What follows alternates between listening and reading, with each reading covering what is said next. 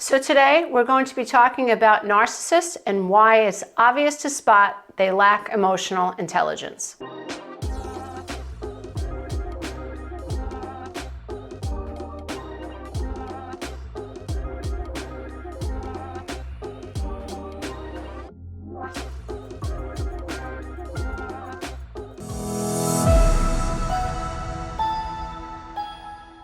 If you love this content, please don't forget to click the subscribe button and the notification bell. This way, every time I upload a new video, you, dear one, will be the first to know. Emotional intelligence is super important in a society, in a family, and just being a human. The more emotionally intelligent you are, actually the more peaceful you feel, the more non-resistant you are. You have a happy outlook on life. You don't believe everyone's out to get you. You tend to understand that everybody is flawed, everybody has a history, everybody has problems, and you're not the kind of person who wants to exploit those problems. You're somebody who wants to bring people together. You're somebody who has a we mentality. You're somebody who believes that you should encourage people. You're also someone who knows that you're not always right, and you're someone who's willing to be wrong. You're not someone who's going to dig in their heels and say, I know I'm right, and you're not someone who's going to block out information that proves that you're wrong. You're actually someone who wants to know, if I'm wrong, I need to know. And you are very willing to work with people and hire people that are smarter than you, that have qualities at work and have qualities in themselves that you don't possess. So being emotionally intelligent, in my opinion, to make it simple, means that you're a humble person. You're not someone who is out there trying to prove that you're the best. You're not someone who has envy issues. You're someone who really wants to get along with people and sees the big picture. Being emotionally intelligent means that you're someone who is self-aware. This means that you're somebody who is aware of their emotions. You're also aware of how you speak, what words you choose. You're somebody who's choosing their words wisely. And you're also someone who understands that how you speak is going to affect other people. So in the workplace, you're not someone who is going to be angry and mean and respond to or react to your anger. You're someone who may know that they're angry, but you don't need to kick the waste paper basket across the room to prove a point. You don't need to offend someone and use unhealthy language or toxic language.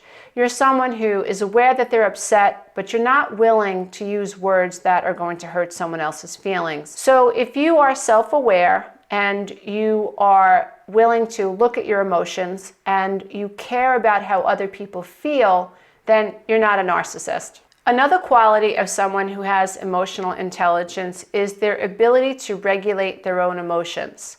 So this does not mean that we're ignoring our emotions. This just means that we're not allowing our emotions to control us. This means that we're willing to focus on how we feel, we're willing to see the big picture, and we're willing to tamper down this emotion with logic and reason. So just because Mary came to work 15 minutes late and I asked her to come to work 15 minutes early doesn't mean that I'm not upset. It doesn't mean that I'm really ticked off. It doesn't mean that I might not want to ream her out.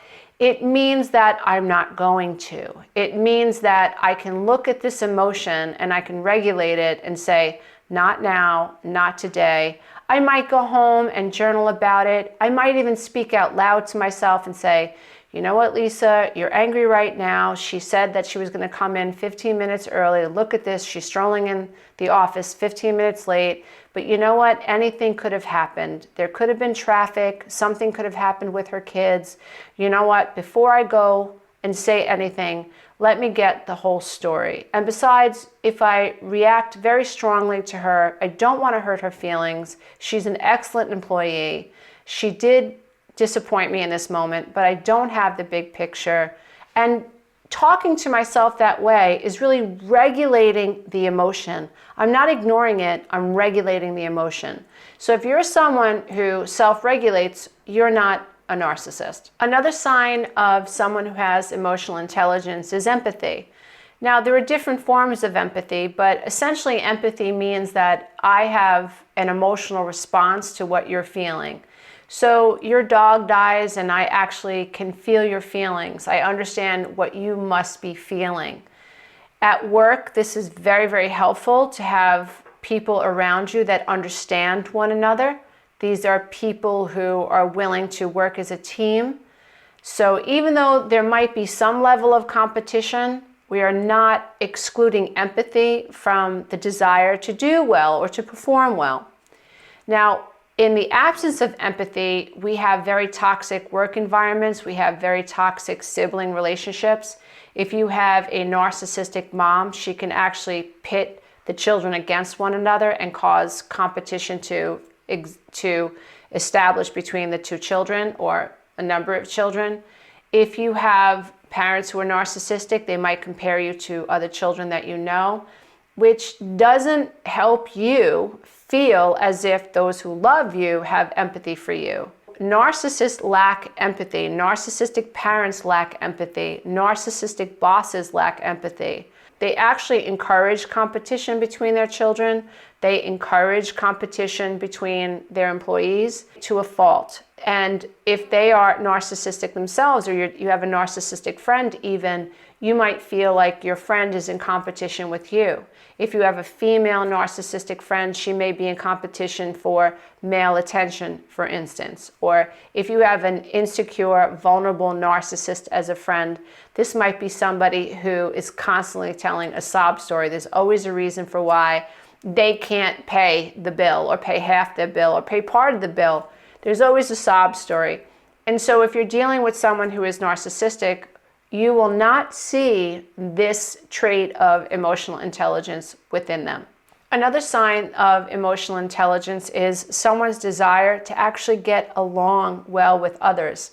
If you're dealing with a narcissist, you'll notice over time, and I'm smiling because we don't always notice this in the beginning. In the beginning, a narcissist wants to know your mother and father. They want to know your kids. They want to know all your friends. They want to know where you work. They want to know your coworkers. And they seem to want to get along well with the people that you love and you care for.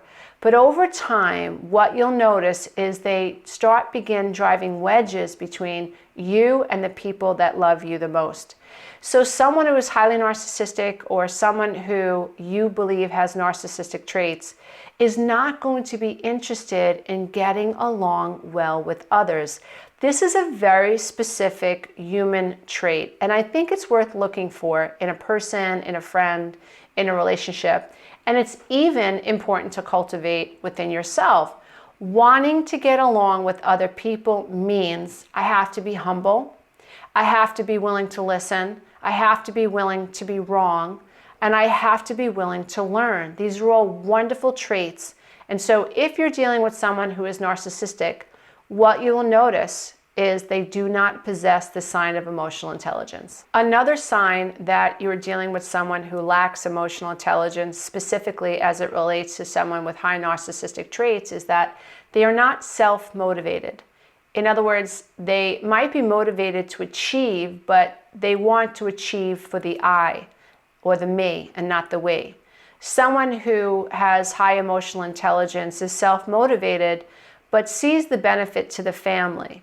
They see the benefit to the organization that they work for or work with. They see the benefit of working hard on a project and how it's going to benefit the team.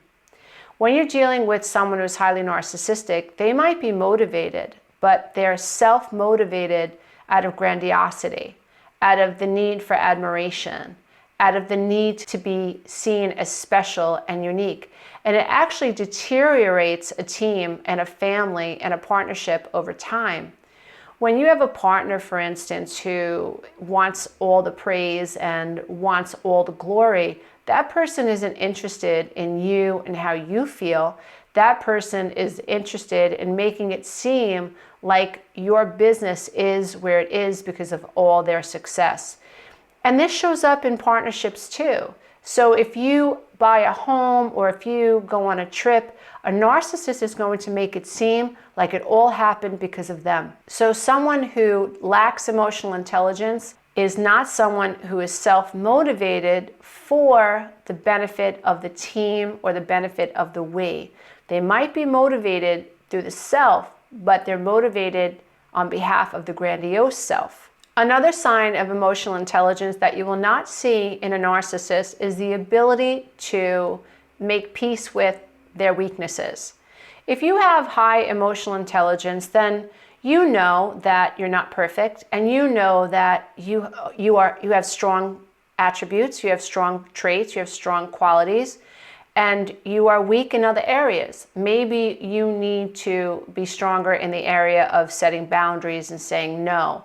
Maybe you take on too much at work and you end up being resentful, or maybe you don't have a clear home life balance. Maybe you work too many hours and difficult to say no, but you have emotional intelligence in other areas. You're highly aware, you're very motivated, you have empathy for others, but you're also able to say that you need help in the area of boundaries, because that's also another sign of emotional intelligence. You know when you're overdoing, you know when you're doing too much, you know even when you're being taken advantage of, but you also know that in relationships and in workplace environments, people take advantage of those who allow them to be taken advantage of. So you take accountability for that, which is also another sign of emotional intelligence. But in this specific area, when you are someone who has emotional intelligence, you're someone who is able to identify your weaknesses, and you don't implode, you don't run from it, you don't make excuses for it, you accept it, and you work towards actually enhancing that trait rather than running from it and pretending they don't exist. Another sign of emotional intelligence, I just touched upon that earlier, is boundaries. When someone is narcissistic, they lack boundaries. They have no problem calling you all hours of the day, all hours of the night. They have no problem intruding on your privacy. They don't expect you to say no. They don't have much integrity when it comes to honoring your space. You're not seen as a 3D autonomous human being. You're seen as an extension of them. You're supposed to be afraid of them. You're supposed to want to cater to them. And they're quite confused when someone says no, and they don't really like to be around people who say no. They gravitate towards people who have high empathy and who may struggle with saying no.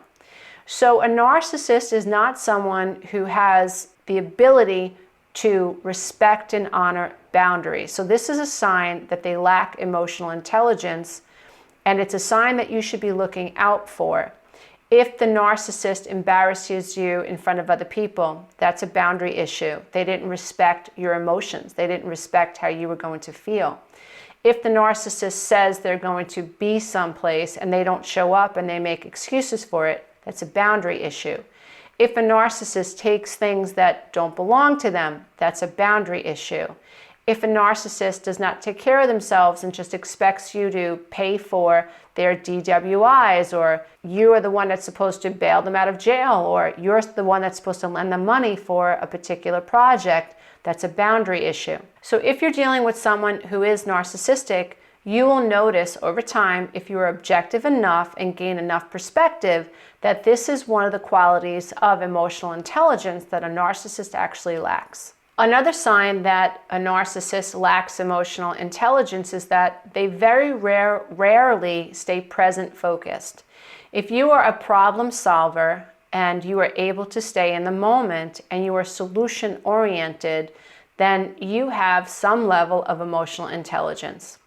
Someone who is highly narcissistic generally tends to complain about what's going on, or they whine about what they have to do to get a job done. They're generally someone who is complaining, stomping their feet, they don't want to do it, or they're complaining about what it takes to get the job done. Whereas someone with emotional intelligence assesses what's happening, identifies the goal, and gets right to solving the problem. Now, this type of a person who has emotional intelligence, if they have their boundaries in order, They will not be drained by somebody who cannot stay present focused, somebody who is complaining and whining about the way things are. And so it's really important that if you're working with people, that if you're in relationships with people, if you're dating people, you're looking for signs of emotional intelligence. Now, someone who lacks emotional intelligence, you will not see these traits in them, and you will actually see the opposite. So rather than being present focused, you're going to hear a lot of whining about why they can't get the job done or why they can't get their act together. There's always going to be an excuse. Now, the good news is that those of us who want to gain emotional intelligence and those of us who do not have narcissistic personality disorder, those of us who don't have issues when it comes to being borderline or cluster B or antisocial, will have a much easier time being able to move the needle and becoming more emotionally intelligent because we understand what's happening and we have some level of emotional regulation that many people with the cluster B personality issues don't have. That's the good news for someone who doesn't have this particular set of issues. However, I truly believe, call me an optimist, I really believe that the clearer we identify a problem, the clearer we are able to develop solutions. So I am of the firm belief that almost anybody, not everybody, but almost anybody who is willing to look at themselves objectively and say, yes, I have that issue, somebody who is willing to wrestle their ego, because the ego is tied to survival and the ego does not want to transition. It does not want to let go. It wants to hold on to all of these defense mechanisms. It's not me, it's you. That is what the ego wants to do. But someone who develops enough self-awareness, someone who is able to find the silent observer within, someone who understands the concept of metacognition, the ability to observe the way I think, you are actually someone who has an opportunity, in my opinion, to milk that state of consciousness so much that you're able to recognize the faulty, limiting beliefs and the defense mechanisms that are actually keeping you stuck. I'm not saying it's easy to do, because essentially what we're doing is changing a personality trait. We're switching out one personality trait for a healthier personality trait. But I firmly believe that if you stay on this path, if you're a truth seeker, if you're somebody who believes that you can spiritually evolve, emotionally evolve, psychologically evolve, if you're somebody who wants to get along with other people, if you're somebody who wants to be a magnet for love, a magnet for abundance, if you truly want these things, I believe that anything is possible. It's not easy to do. You have to develop mental toughness. You have to develop resiliency. And I know that I've been able to train thousands of people do that, so I know that it is possible. I also am someone who once felt like the world was out to get me. I couldn't figure out what I was doing wrong. And as I understood and I was able to label being the adult child of an alcoholic, how my childhood affected me, I understood my ACE score. I understood there were adverse childhood experiences that I experienced that created this stuck in survival nervous system response to what was happening outside of me, which was also like a biofeedback loop, was creating this very, very negative biome experience, if you will. So I was just stuck in this loop mentally, emotionally, physically, physiologically. As I began to identify all these things that happened in my life, who I was, even though I was a mess at one point in my life, made sense. And so as I identified all these problems, over time I was able to develop systematic solutions. And so I know that this can work. And so I hope that this has inspired you to take a better look at yourself, to take a more objective look at your relationships, and to identify what is emotional intelligence. Is the person I'm dealing with more narcissistic, or are they lacking emotional intelligence? Like, what's really going on here? And certainly if someone is narcissistic, they absolutely are not emotionally intelligent. And the really bizarre thing is that you might be talking to someone who is highly narcissistic, who is convinced they are emotionally intelligent. And that's where you have to use the spirit of discernment to figure out whether or not you actually believe that that's true, because just because someone says they are one way doesn't mean that they actually are. That's up for you to decide how you feel. It's a spirit of discernment. That's not judging. That's you using your rational and logical mind to discern whether or not this person is really who they think they are and who they present themselves to be. Super helpful in a work situation, in a family experience, and even in a partnership and or a friendship. I hope this has helped make things a little bit clearer for you in your life, and I hope that it empowers you to understand more fully the benefit of becoming emotionally intelligent. If you love this content, don't forget to check out the next video, and you can go to my website and take the codependency quiz.